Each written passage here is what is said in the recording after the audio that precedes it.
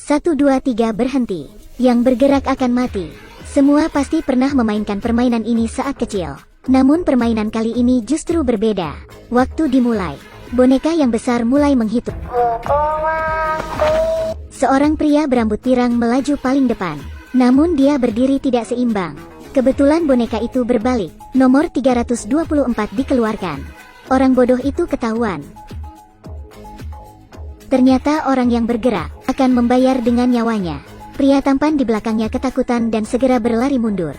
Tapi dia tidak beruntung. Ini adalah drama Korea yang paling menarik tahun ini. Permainan cumi-cumi. Pria ini adalah orang tak berguna. Dan dia juga terlilit hutang. Hari itu dia bertemu seorang pria misterius yang mengundangnya berpartisipasi dalam sebuah permainan. Ada 456 peserta yang ikut bermain. Semuanya adalah orang miskin yang terlilit hutang. Namun ketika menang sampai detik terakhir, maka akan mendapat hadiah uang 45,6 miliar won dan mengubah takdir kehidupannya. Tapi tak disangka, permainan ini menggunakan nyawa sebagai taruhan. Saat ini semua orang telah menyadari kejanggalan. Semuanya bergegas ke pintu keluar. Sedangkan pistol mulai menembak semua orang yang ingin melarikan diri. Dengan segera peserta yang tersisa tidak mencapai setengahnya. Mereka benar-benar seperti orang kayu yang berdiri diam. Mereka tidak berani bergerak sedikit pun. 1, 2, 3 berhenti. Setelah mengetahui akibat fatal dari permainan, semua orang tidak beran asal bergerak. Hanya ada satu orang tua yang berjalan tenang mengikuti perintahnya. 1, 2, 3 berhenti. Namun seiring dengan berjalannya permainan, mereka dengan segera menyadari perintah boneka itu semakin cepat. Tidak tersisa banyak waktu untuk mereka. Sedangkan pria saat ini belum tersadar dari permainan. Di atas tubuhnya terdapat sebuah mayat yang membuatnya tidak bisa bergerak. Pemain berbaik hati di belakangnya berkata, "Kamu tidak bergerak seperti ini juga bukan solusinya. Sisa waktu permainan hanya 5 menit. Jika tidak mencapai garis final, maka nyawanya juga akan hilang." Dan memperkirakan boneka itu adalah perangkat yang mengandalkan deteksi gerakan. Jadi selagi bersembunyi di belakang orang, maka tidak akan dikenali. Tidak ada waktu lagi. Waktu hanya tersisa 2 menit. Pria memberanikan diri dan bergerak maju ke depan. Namun sayangnya, pemain di depannya juga ditembak mati. 1, 2, 3 berhenti. Di saat itu juga, seorang pemain yang kakinya tertembak menarik pria. Dia meminta tolong pada pria. Melihat tatapannya yang kasihan, lalu melihat waktu di atas. Tersisa kurang dari 2 menit. Pria dengan kejam meninggalkannya. 1, 2, 3 berhenti. Sekarang hanya tersisa 1 menit. Perintah boneka itu semakin cepat. Pemain di lapangan itu ada yang terluka maupun mati. Tapi juga banyak orang yang telah mencapai garis final. Sedangkan pria masih berjarak beberapa meter dari garis final. Namun di saat itu juga, untung aja seorang pria hitam menyelamatkan pria. Perintah terakhir dimulai. Semua orang mulai melaju ke depan. Pria dan orang hitam itu tiba di garis final saat detik terakhir. Namun pemain lain yang belum mencapai garis final tidaklah begitu beruntung. Mereka ditembak satu persatu. Tidak ada yang lolos dari tembakan.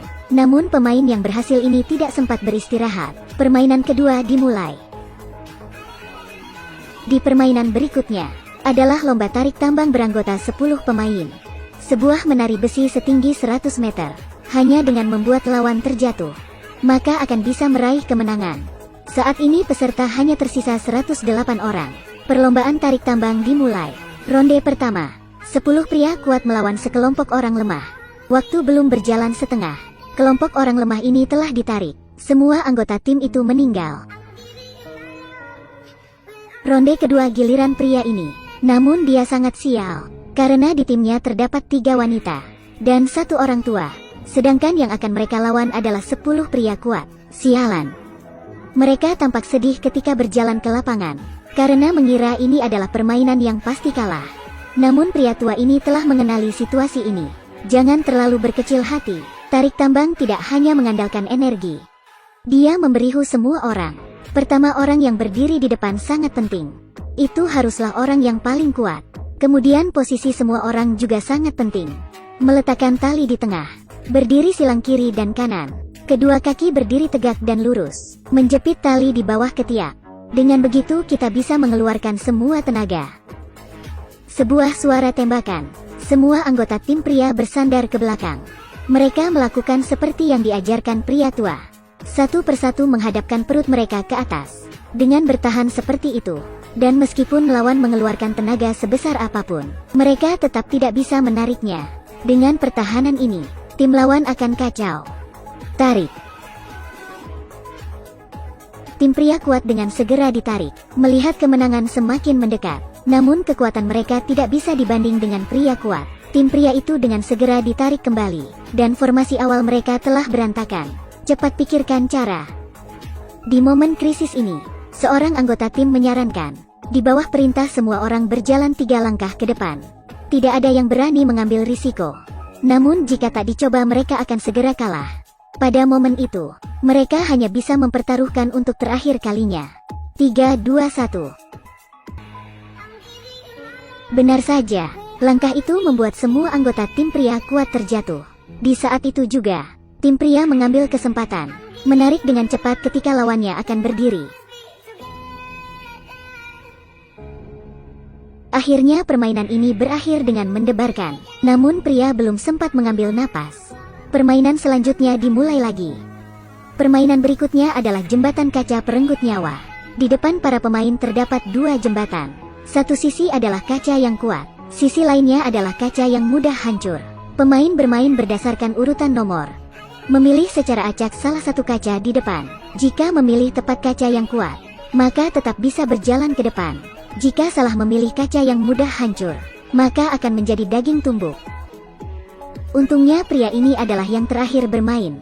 Namun dia tidak bisa terlalu senang, karena waktu melewati jembatan hanya 16 menit. Jika tidak melewati jembatan di waktu yang ditentukan, maka nyawanya juga akan melayang. Pemain pertama mulai bermain. Dia sangat ragu dan memilih sebelah kiri. Tampaknya sebelah kiri adalah jembatan kaca yang kuat. Pemain nomor 1 dengan segera melompat ke depan. Sangat jelas dia salah memilih. Giliran pemain nomor 2 bermain. Menurut aturan kaca pertama sebelah kiri adalah kaca kuat. Kaca kedua sebelah kanan adalah kaca kuat. Maka kaca ketiga harusnya ada di sebelah kiri. Ternyata ini tidak ada aturan sama sekali. Semuanya mengandalkan tebakan. Dengan segera giliran pemain ketiga. Pemain ketiga ini adalah ahli matematika. Dia menghitung di depannya masih ada 15 buah kaca. Kemudian sesuai hitungannya, kemungkinan dia berhasil hanyalah 1/30.000%. Dia memberanikan berlari ke depan.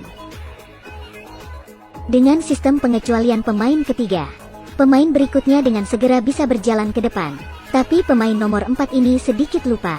Berikutnya sebelah manakah yang merupakan kaca yang kuat? Seorang wanita tua di belakangnya memberitahunya. Sepertinya sebelah kiri. Pemain nomor 4 yang polos itu benar-benar mempercayainya. Dia melompat ke depan. Ternyata sebelah kanan. Sekarang tersisa 11 pemain lagi. Pria itu berpikir dalam hati. Selama semua orang di depannya berjalan 1 langkah ke kaca yang benar, maka dia pasti akan menang.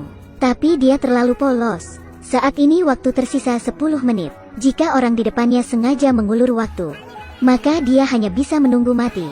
Benar saja pria nomor 6 ini langsung berlutut di tempat, meminta petunjuk dari dewa. Pemain nomor 7 di belakangnya tidak sabar. Dia langsung bergegas ke sebelahnya. Kemudian pemain nomor 6 menangkapnya, dan melemparkannya ke kaca di depannya. Ternyata ini adalah rencananya. Memanfaatkan pemain di belakang untuk pengecualian diri. Ini bukan hanya permainan menguji nyali. Ini juga permainan yang menguji kemanusiaan. Terima kasih Tuhan. Kemudian satu persatu pemain berpergian. Ada yang mengkhianati, ada yang mendorong. Sedangkan waktu yang tersisa kurang dari 3 menit. Giliran pemain nomor 13. Dia membuat kaca selama 30 tahun. Hanya dengan melihat pantulan cahaya, dia dengan mudah bisa membedakan sisi mana yang merupakan kaca kuat. Jadi dia melangkah dengan benar. Pemain di belakang menyemangatinya. Namun di saat itu juga, penyelenggara melihat bahwa pemain itu curang. Dia langsung memadamkan semua lampu di tempat permainan itu. Sehingga pria ini tidak bisa mengamati. Waktu yang tersisa kurang dari 2 menit. Meskipun pria itu terus mengamati, tapi dia tidak lagi bisa membedakan kaca mana yang merupakan kaca kuat. Saya tidak bisa membedakan. Biarkan saya membantumu. Dorongan yang berkemanusiaan itu menyingkirkan kaca terakhir. Waktu yang tersisa kurang dari 10 detik.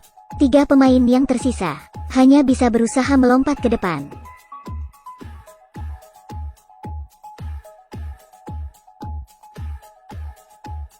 Tapi permainan ini masih belum berakhir. Tiga orang yang selamat ini akan menghadapi tantangan mematikan seperti apa lagi. Sampai jumpa di